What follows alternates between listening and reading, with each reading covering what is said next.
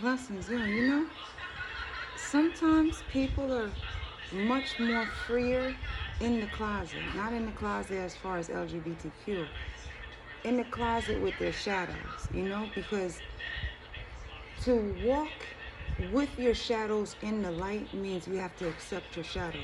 That means you have to submit to what the shadows mean to you.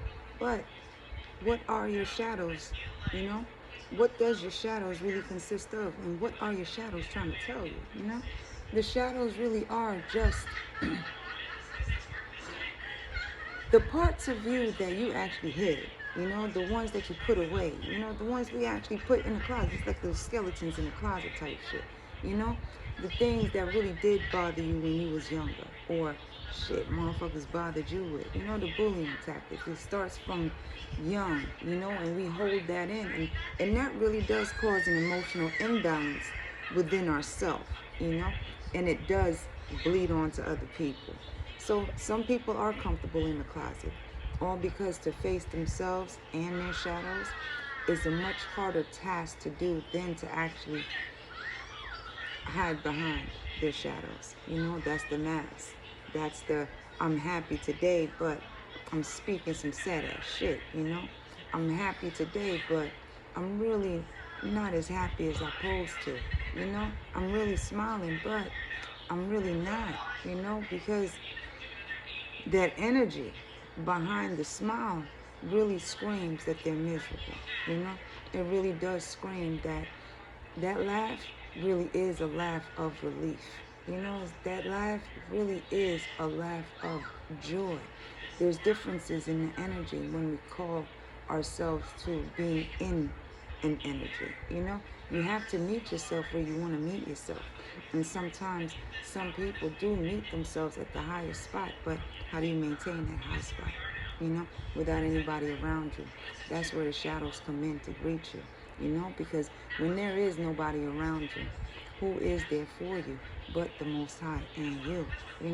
But a good amount of us really haven't really met ourselves without really being in fear of our shadow selves.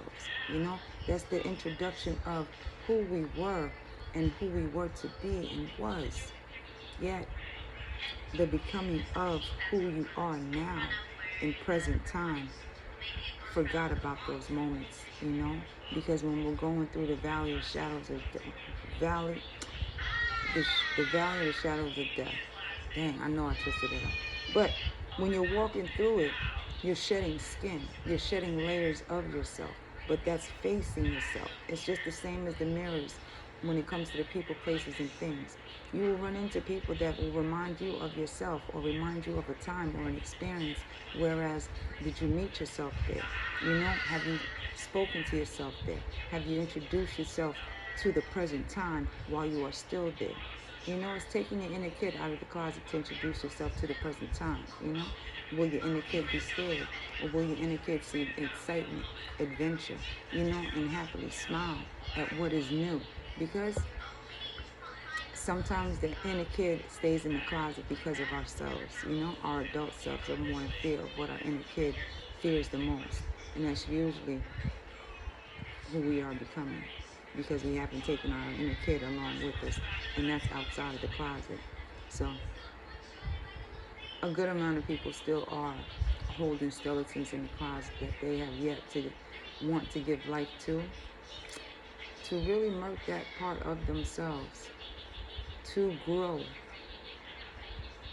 into what that shadow self saw themselves to be. You know what, the Most High got you. Have a good one. Bye.